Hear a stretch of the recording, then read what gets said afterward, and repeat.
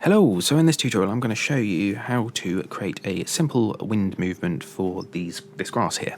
So what we'll do is if we click on the grass and you want to go into your material for the grass, which will bring up this window, and then what we'll do is we'll right click in the grey and type wind and select simple grass wind. Plug the result into the world position offset and then hold 1 on the keyboard and click 3 times, so we get 3 of these constants, plug them into the wind intensity, wind weight and additional WPO, give them a value, so I'll just set them all to 1 for the minute, actually I'll leave that to 0, and what should happen is this should go absolutely crazy. So there we go, we've got some movement. So now all you do is you just need to refine your movement, so we'll take that right down.